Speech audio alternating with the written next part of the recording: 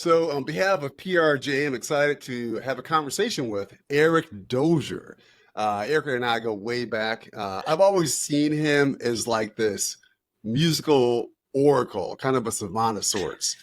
In every space we've been in together, as far back as I can remember, he's captivated, audiences and crowds, lifting people up with music, with song, with various instruments. So I'm excited to have this conversation with you today, man. Oh man, I'm looking forward to it myself. It's been All it's right, been a all right. while. It's been a It's been a while. while. It's been a while. Yeah. Too long. Yes, it So has. so music, man. Tell me the origin. Where did it start? Tell me about your first memory of having music in your life. Wow. You know what? That's a big question, man, because it I I would say that I can't remember a time where music wasn't a part of my life, right? My dad played the piano. My mom was the choir director at church.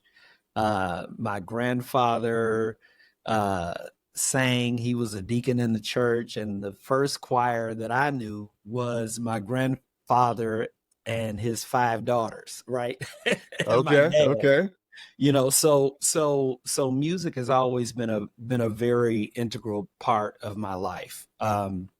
Whether it was in church or being at home, kind of sifting through the records that my dad had collected. So I grew up, I listened to Aretha Franklin, Memphis Slim, and the Hawkins, Edwin Hawkins and the Hawkins singers. And so it was gospel, it was blues, it was jazz, it was funk, it was rock and Yeah, roll, it was country, it yeah. was everything.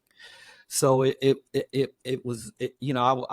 was just kind of bathed in that environment. So I can't remember a time when I was without music. Okay, You makes know? sense. So then at what point did you realize that, hey, on this spiritual journey in the Baha'i faith, I Hmm. could really leverage this music Right. and the way I teach the faith, the way I celebrate the faith. Talk to me about at what point you realized that those two can intersect, Right. music and the Baha'i faith. Right. Right. Well, I that that I don't know if I ever entertained that would never be the case. Like Mm, and like I said, if I'm coming out of an environment where music was used not only for spiritual upliftment, but it was also used to consolidate knowledge, right? Knowledge about ah, self, knowledge about community, knowledge about God. So all of those things were always present. And I remember when I first when I eventually became a Baha'i, mhm. I was invited to come down to the Louis Gregory Baha'i Institute in Hemingway, South Carolina.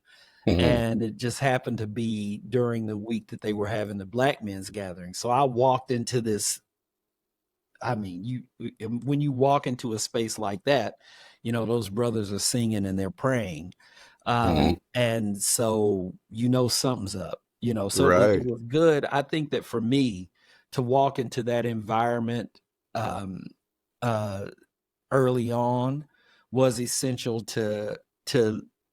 It was almost a signal to me that I could come into this faith fully, right? I didn't Mm, have to I didn't have to leave my gospel music at the door. I didn't have to leave my spirituals at the door. I could just come in and continue on, and let the faith inspire me to write more music. yeah. Yeah. So one term you use that resonates with me is that, in a sense, you saw music as a way to consolidate knowledge, Right. right? Right. Right. So the kind of flushing it out a bit, that knowledge could be used in impacting anti-racism efforts. Right. So when you think about that, how do you believe music can be used to help combat racism and how Right. to create anti-racism uh, um, programs and things like that? Yeah. Well, I think. for me, coming out of African American music traditions, there has always been music that has brought these things to our attention. So even if you start with early African American spirituals, for instance, Hmm. songs that we learned growing up, like "He's Got the Whole World in His Hand," right? Hmm. Hmm.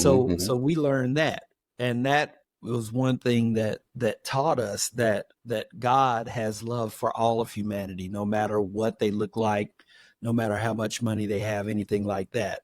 Or you had a spiritual say like, "I've got shoes, you got shoes, all of God's children got shoes."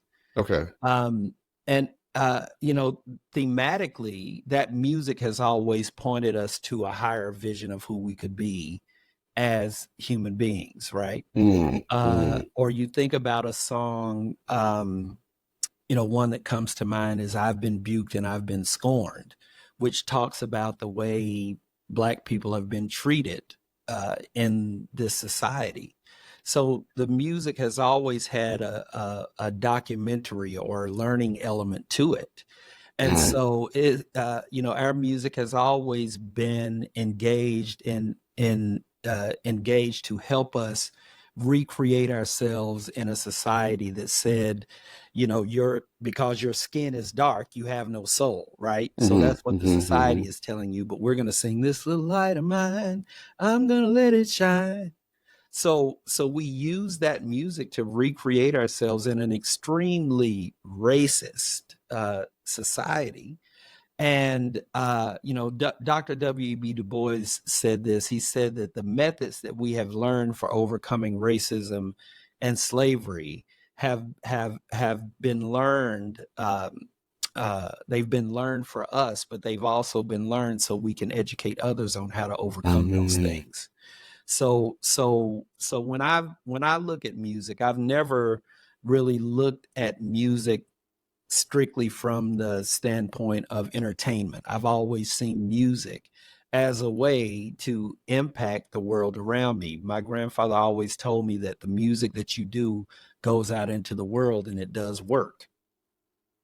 So it wasn't a far stretch for me as I began to evolve as a composer to integrate those themes into my music because I'd been singing those themes all of my life. I think that that's one of the unique things that Black people have done with great facility is they've learned how to tell the truth through their music, and they don't compromise on that truth. Like they don't try to water it down, like that old song says, tell it like it is.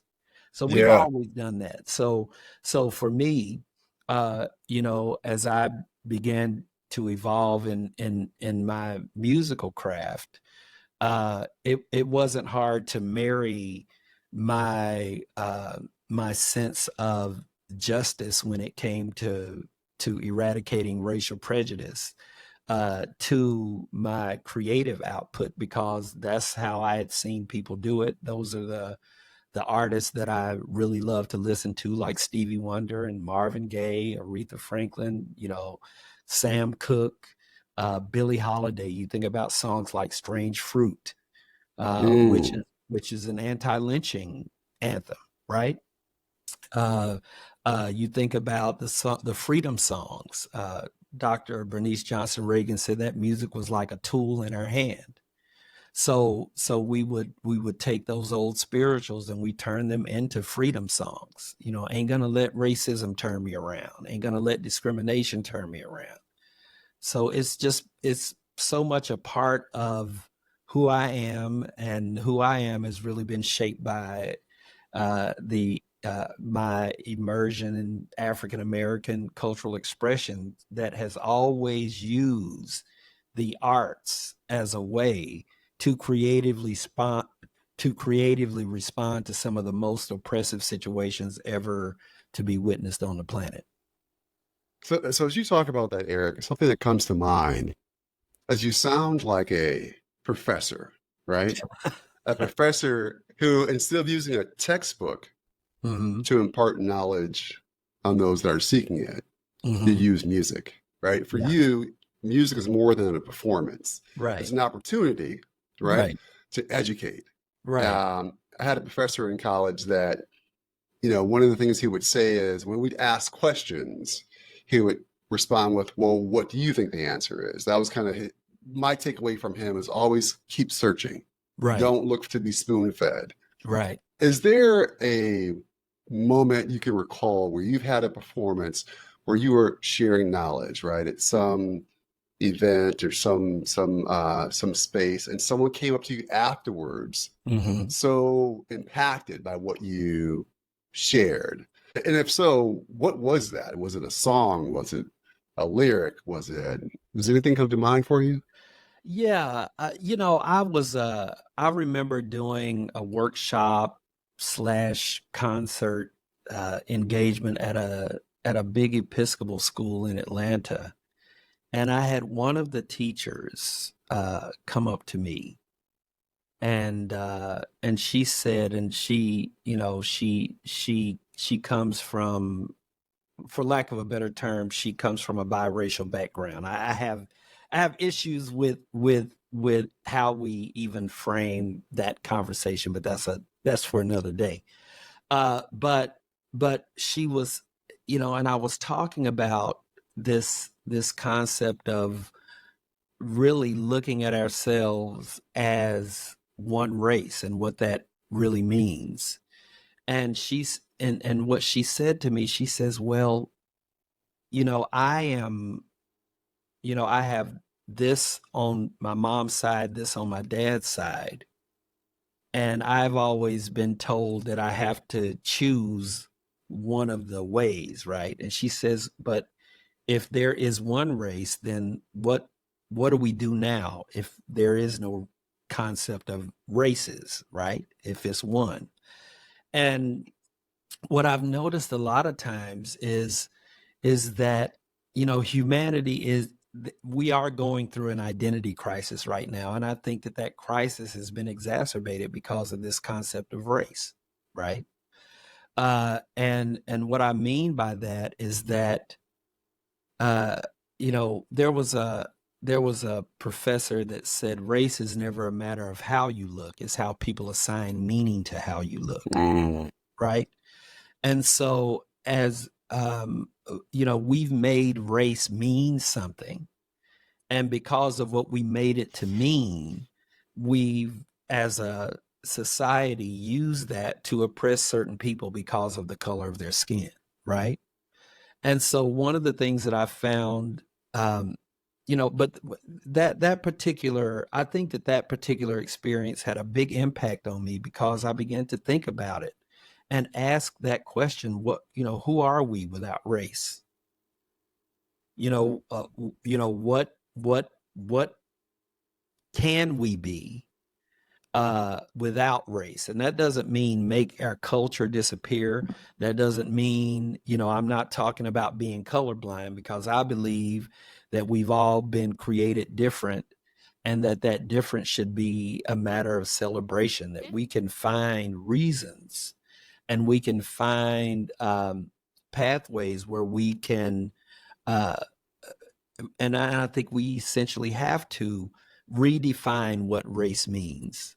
And if we don't, we're going to continue on with this particular division. Now, I don't have any specific solutions as to how we should do that, but I know that what the music does is it helps me to project that vision into the world through storytelling, through song.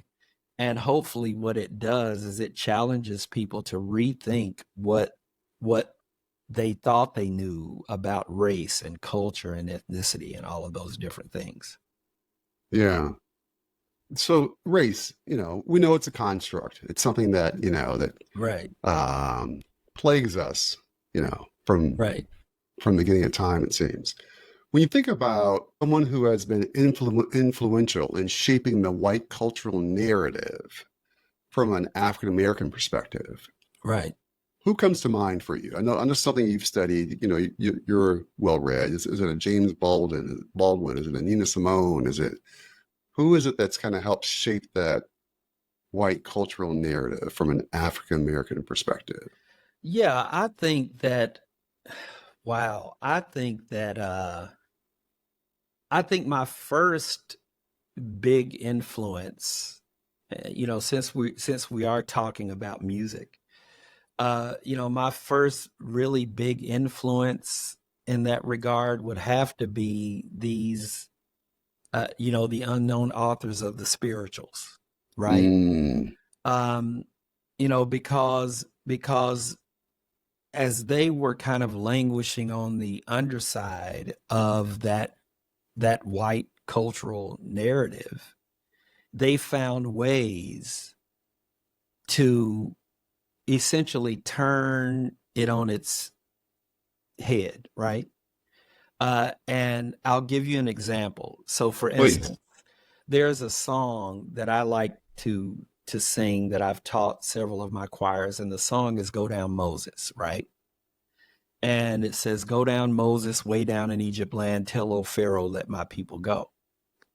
Uh, when Europeans came to the Americas, part of their push to the Americas had to do with this concept of manifest destiny. They thought that they are, that America is going to be that new light on the hill, that what they were doing was part of the will of God, and that to establish this particular kingdom that they were establishing in the America was like the establishment of the kingdom of God on earth. And so they were inserting themselves directly into those biblical narratives. So in that biblical narrative, they would be seen as the children of Israel, like they are the light on the hill, as the chosen people. That's what manifest destiny was all about. Now, what happens when we come around and we take that story and we start singing "Go Down Moses, Let My People Go," essentially through a very crafty means of theological acrobatics, as I will say, we inserted ourselves in that story as the Hebrew children, right? So in the story, we become the children of Israel in our song. Moses becomes kind of the archetype of leadership that we have come to see manifest in people like Malcolm X, Martin Luther King, Ella Baker, Marcus Garvey, folks like that. And Egypt becomes America in that story, right? So there is one instance in song where we totally reshape that narrative, and so the white folk are not Israel; they're actually Egypt in the story, in our story, and so we reshape that narrative. And I think that when you look at the through line of the writings of, James Baldwin, the songs of Nina Simone, the poetry of Langston Hughes, you see the reassertion of that essentially what is happening in this white cultural narrative, that people are walking in a delusion. And so these writers and these poets and these singers and performers and artists are basically retelling that story, and have really served as the conscience of the country to redefine that narrative. All of those folks that you mentioned Nina Simone. You think about, Mhm. you know, you think about her music. You think about the writings of James Baldwin and how he was always calling us to a higher self, but he was also, and all of them were crushing that illusion of white supremacy with their music, with their art, with their writings, with their songs. But I believe that actually originated in these early African American sacred spirituals, where they would sing lines in their songs. I mentioned the song "I've Got Shoes, You've Got Shoes." Now, there's one Mhm. little line that's hidden in that song, and it's a line that kind of comes up. It comes up out of time. Even it's almost like it shouldn't be there. But the line says that everybody talking about heaven ain't going.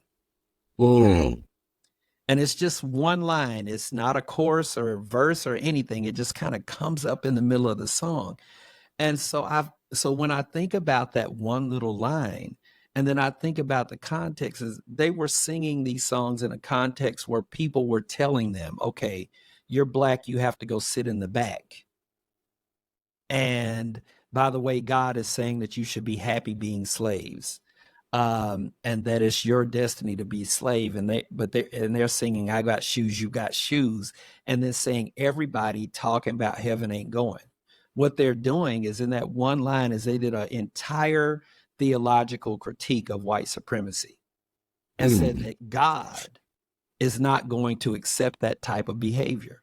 So I think that the reason why we see those things emerging in our writers and in our theologians and in our singers and in our artists is because the seed of it was already planted in the spirituals. So we've been confronting that narrative ever since we started making music or writing things down in this particular context that we're living in the Americas. Mm. Professor Dozier, as I hear you share all that you shared just now, I think Right, of the griot, right, the African person guy, usually in the village that has all this knowledge that he shares, and I think about the youth today right, that don't have that knowledge yet, right? right, Talk to me about your thoughts in terms of how we can empower them through organizations like Partners in Racial Justice right, using music and the arts. right. Well, I think that we have to be intentional about how we use music and the arts. As I said, is that us music can be used to generate joy. It can be used to consolidate knowledge. It can be used to inspire social change. And I think that we should definitely, when we're trying to reach out to young people, realize how influential music is on them when it comes to um, shaping their identity, right? It's a very, very powerful medium. And we can't continue to treat it like um, icing on a cake, right? We have to really figure out a way to operationalize music as an educative and spiritual force. And that means that we have to take it seriously. And I think that in a lot of cases, um, uh, we haven't as much as we should. We should see music as a strategy. Frederick Douglass actually talks about this. He says that if you really want to learn about chattel slavery, he said you should listen to the music that comes out of the slave quarters. He said, let them pass through the chambers of your heart. I believe that he thought that music carried data in it, and it does. Like all of those things really impact uh, the human being in not only physical but mental ways as well. And so I think that as educators, as anti-racism educators, as anti-blackness, if we're trying to address anti-blackness, we have to be strategic in how we use music, and make sure that we incorporate it in every aspect of life. and realize that that is one of the main ways that our that's one of the biggest influences on the lives of our young people. I mean, you got teenagers, they're probably listening to music all the time, right? All day, all night, they got headphones That's on. right. That's right. They're watching something on YouTube, they're watching videos, they're seeing all of those different things. And so how can we be more strategic in how we use it? And also and also, invest in it. Like invest in it and make sure, like I know that when I was growing up, our religious institutions uh were highly invested in music and the arts because they knew that that kept young people engaged, that kept the congregation engaged. So I think that we have to begin to consider these things and not just add music to our programs as an afterthought or just as entertainment, but see how we can leverage it to cultivate spirituality and consolidate our learning. Love that. I love that. Yeah. So you're speaking on the Baha'i chat, Hmm. Partners in Racial Justice chat on February 28th. The topic's going to be Deconstructing Anti-Blackness, Celebrating Black Culture. Talk to me about the significance of that topic. Why is that important for us to address? Yeah. Well, I think that so speaking into speaking first to the deconstructing anti-blackness. um that's a pretty big topic.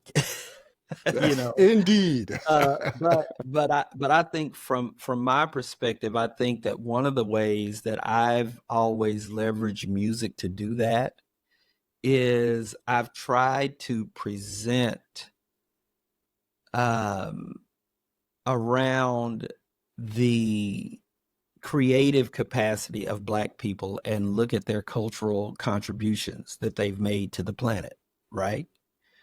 And and to look at how that has created these moments of edification for people, no matter what race they are, right? Everybody has gained from that creative output. And it still baffles me that anyone could hate a group of people that has brought that much beauty into the world, right?